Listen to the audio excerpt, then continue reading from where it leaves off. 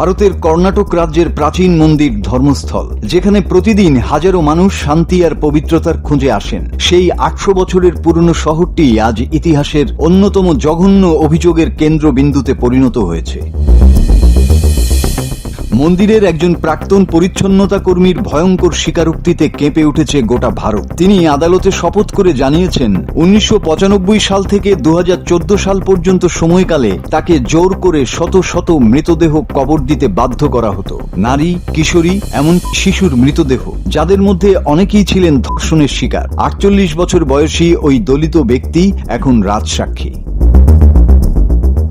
আদালতে তিনি বলেন, প্রতিবার যখন কবর দিতাম মনে হতো আমি নিজের মানবতাকেই কবর দিচ্ছি। আমাকে হুমকি দেয়া হতো, না মানলে আমাকেও জীবন্ত কবর দেয়া হবে। তিনি নিজেই কয়েকটি কবর খুঁড়ে কঙ্কাল বের করে পুলিশের হাতে তুলে দিয়েছেন। কোনো কোনো দেহে ছিল অ্যাসিডে পোড়া দাগ, কোনোটা ছিল গলায় রশির দাগ। এক স্কুল ছাত্রীর দেহ যখন কবর দিতে বলা হয়েছিল, তখন তার গায়ে ছিল শুধুই ছেঁড়া স্কুল শার্ট, বাকি সব অনুপস্থিত।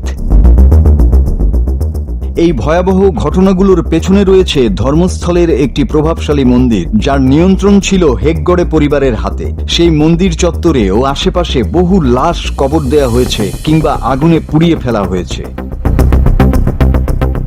দেশজুড়ে চাপের মুখে কর্ণাটক সরকার গঠন করেছে একটি বিশেষ তদন্ত দল। শুরু হয়েছে গণকবর শনাক্তকরণের কাজ। মাটি খোঁড়া হলেই বেরিয়ে আসবে চাপা দেয়া ইতিহাস। এই নির্যাতনের শিকার মানুষদের পরিবার এখনো খুঁজছেন প্রিয়জনের কঙ্কাল। মন্দির কর্তৃপক্ষ বলেছে তারা চায় সুষ্ঠু তদন্ত, কিন্তু এটাই প্রথম নয়। 2012 সালেও একই মন্দিরকে ঘিরে উঠেছিল ধর্ষণ হত্যার অভিযোগ। সেই মামলার রায় আজও আসেনি। মানবাধিকার কর্মী এস বালান বলেন, এটি কোনো কল্পকাহিনী নয়, এটা স্বাধীন ভারতের এক নীরব গণকবরের ইতিহাস।